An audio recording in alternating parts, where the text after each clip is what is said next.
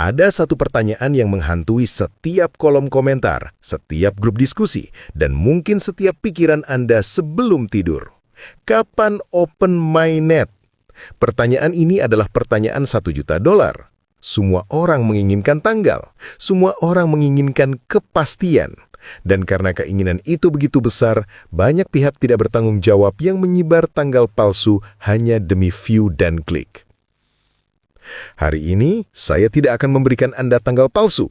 Hari ini, saya akan memberikan Anda tanggal yang bisa Anda wujudkan sendiri. Kita akan membedah data, kita akan melihat faktor teknis, kesiapan ekosistem, dan tembok regulasi yang sering dilupakan orang. Jika Anda memegang Pi, ini adalah video yang wajib Anda tonton sampai tuntas agar Anda paham mengapa pintu gerbang itu belum dibuka sampai detik ini.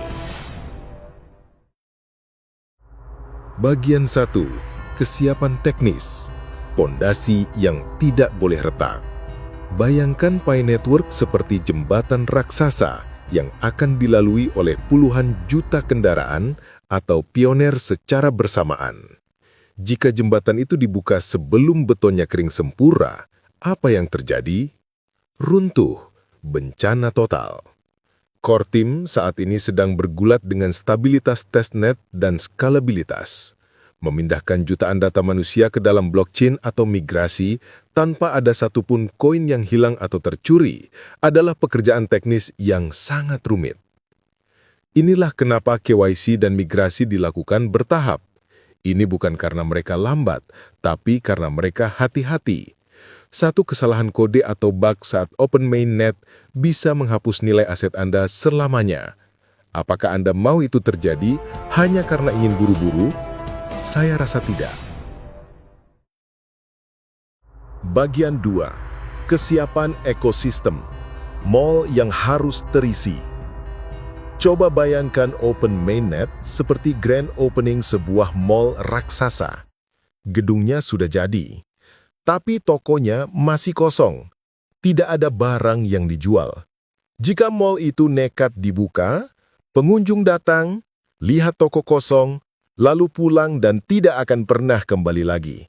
Mall itu akan bangkrut. Fase enclosed mainnet saat ini adalah fase mengisi rak toko. Aplikasi seperti CD Games, aplikasi travel, marketplace dan DeFi sedang dibangun dan diuji coba.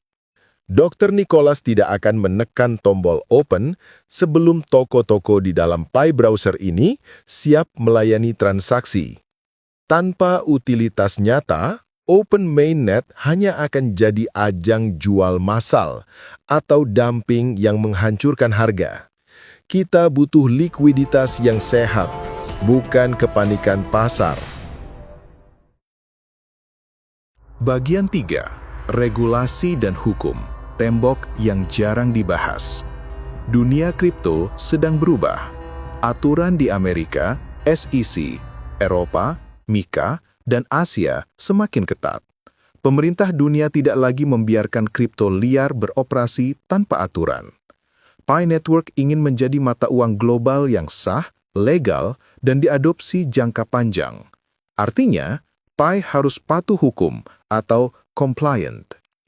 Proses KYC yang ketat, aturan anti pencucian uang, AML, dan struktur hukum yang sedang disiapkan Core Team adalah langkah agar Pi tidak diblokir atau dilarang saat meluncur nanti.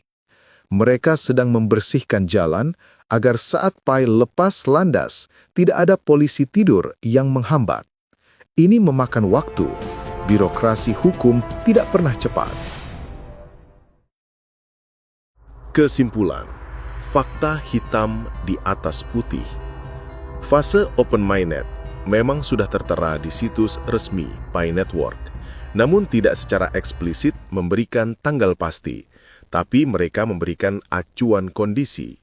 Fakta ini tertulis hitam di atas putih di situs resmi mypi.com/roadmap.